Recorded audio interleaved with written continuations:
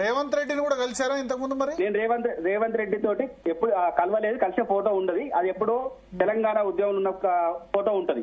మరి ఎందుకు మరి రెడ్డి జాగృతి అయినప్పుడు రేవంత్ రెడ్డి మీ రెడ్డి ముఖ్యమంత్రి అయినాడు, ఆయన ఎందుకు కలవలేదు? ఓన్లీ కలిసారు. ఆయన ముఖ్యమంత్రి అయిండు. ముఖ్యమంత్రి తర్వాత మాకు సమయం ఇవ్వాలి, మేము అడగలేదు. ఆయనతో మాకు అవసరం లేదు, మేము అడగలేదు సమయం. మిగతా వాళ్ళని కలుస్తూ ఉంటాం కదా, స్థానికంగా ఉన్న ఎమ్మెల్యేని వాళ్ళ విధంగా కలుస్తూ ఉంటాం. బీజేపీ లీడర్లు కలిసారా? కిషన్ రెడ్డి గారిని కలిసినాము. బీజేపీ లీడర్ చాలా మంది కలుస్తాం. ఎందుకని కాంగ్రెస్ లీడర్స్ ఎవరైనా అంటే మీరు రెగ్యులర్ గా టచ్ లో ఉండేది? చాలా మంది నేను 2004 నుంచి ఇప్పటిదాకా తెలంగాణ ఉద్యమంలో ఉన్నా చాలా మంది పరిచయాలు ఉన్నారు. ఎన్ఎస్ఏలు ఉన్నారు. ఇప్పుడు వంశచంద్ర రెడ్డి పరిచయం ఉన్నాడు. ఏంది చాలా మంది అంటే పేర్లు చాలా మంది ఉంటారు మా దగ్గర. ఇవాళ ఇప్పుడు మీరు కోర్టులో పిటిషన్ వేసిన సందర్భంగా నేను చూశాను, బీసీలు అడ్డు వస్తే భౌతిక దాడులు చేస్తామని అంటున్నారు. ఎవరు భౌతిక దాడులు చేస్తాం మేము, కేసులు ఈ విధంగా మా రిజర్వేషన్లు అడ్డుకునే పరిస్థితి వస్తే శ్రీనివాస్ గౌడ్ గారు అన్నారు అనుకుంటా. భౌతిక దాడులు చేస్తామని ఎవరు అంటారో మేము దెబ్బలు పడడానికి నేను రెడీగా ఉన్నా. నేను బీసీలకు అన్యాయం చేస్తే మా వాదన భారత రాజ్యాంగం ప్రకారం ఎట్టున్న హక్కులు రావాలని మేము కూడా కొట్లాడినా. వాళ్ళ లెక్కలు మేము కొట్లాడినా. మాకు ఆర్గనైజేషన్ మా హక్కుల కోసం మేము కొట్లాడతాం. మాకు నష్టం జరిగినప్పుడు మేము కొట్లాడతాం. ఎవరెవరు కొట్లాడు మేము కూడా సపోర్ట్ చేస్తాం. మీరు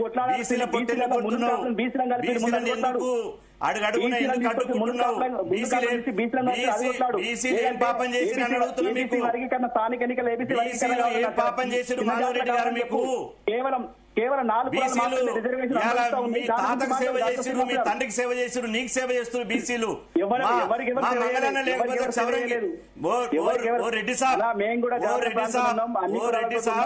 మా చాకలన్న బట్టలు ఉతుకపోతే ఉతుకున్నావా నువ్వు? మా మంగళన్న సర్వాలు చేయకపోతే చేసుకుంటావా? మేము మీకు సేవ చేయాలి, మీకు బండి సాకిరి చేయాలి, మీకు ఓట్ చేయాలి. చివరికి మాకు వచ్చే ఫలితాలు.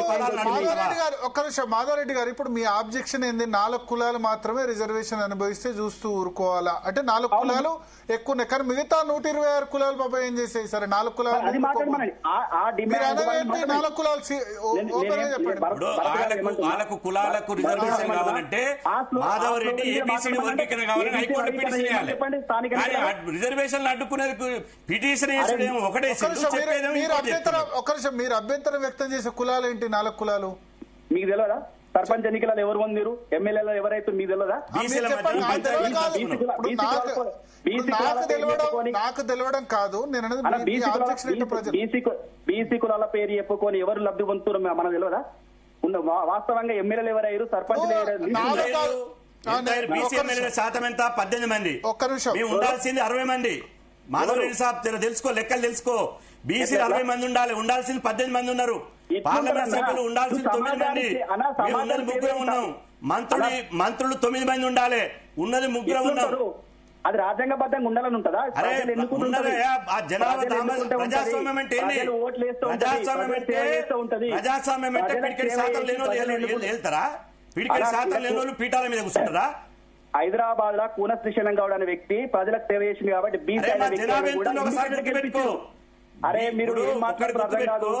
బీసీ కులాలలో 136 కులాల్లో వాళ్ళ జనాభా దామాష ప్రకారం కంటే ఒక ఎమ్మెల్యే గాని ఒక ఎంపీ గాని ఎక్కువ ఒక్క కులాన్ని చూపించు. అరే ఎక్కువ ఎందుకుంటారు, తక్కువ ఎందుకుంటారు? మీ కులాన్ని చూపిస్తా. మీరు 5% ఉంటే 5% ఉంటే 42 మంది ఎమ్మెల్యేలు ఉన్నారు. మీరు ఇంటికాడ ఉంటే మిమ్మల్ని గెలిపిస్తారు. మొత్తం 14 మంది ముఖ్యమంత్రులు అయ్యారు. అవుతారు అంటే మీ జాగిరా? ఎవరు జాగిరు? మీ జాగిరా? తెలంగాణ 60% ఉన్నాం, 60% ఉన్నాం, 60% ఉన్నాం కావద్దా? శ్రీనివాస్ గౌడ్ గారు, మేము ప్రజలకు సేవ చేస్తున్నాం, ప్రజలు మమ్మల్ని సేవ చేసినావు. రెడ్డి జాగృతి అని పెట్టుకుని నీ వల్ల రెడ్డి జాతికే కలంకం తెస్తున్నావు. రెడ్లలో ఉన్నటువంటి పోరాట యోధులు ఉన్నారు, రెడ్లలో ఉన్న మేధావులు ఉన్నారు. రెడ్లలో తెలంగాణ రైతాంగ సాయుధ పోరాటంలో తెలంగాణ రైతాంగ సాయుధ పోరాటంలో ప్రాణాలు ఇచ్చినటువంటి రెడ్లు ఉన్నారు. పేదల కోసం పనిచేసినటువంటి కమ్యూనిస్ట్ పార్టీలో పనిచేసి ప్రాణాలు ఇచ్చినటువంటి రెడ్లు ఉన్నారు. వినోబాబు ఉన్నాడు, వినోబాబు రామచంద్రారెడ్డి 100 ఎకరాల భూములు వంచిండు. అట్లాంటి మంచి పనులు అట్లాంటి మంచి పనులు అట్లాంటి మంచి పనులు చేయకుండా బీసీల గొంతు వస్తావా? బీసీల గొంతు వచ్చి నువ్వు సల్లగా బతుకు. శ్రీనివాస్ గారు, అలాంటి వినోబావాలు ఉన్నారు కాబట్టి రావినారాయణ రెడ్డి గారు ఉన్నారు, సేవ చేసి కాబట్టి గెలిపించుకోరు అని అడుగుతున్నాను. ఇంకా చెప్తున్నా, అట్లాంటి జీవితం ఎంచుకో అంటున్నా. ఒకళ్ళు చర్యలు పని చేసుకో. ఒక గుట్ట కొట్టే ఇవాళ మాధవరెడ్డి అనే వ్యక్తి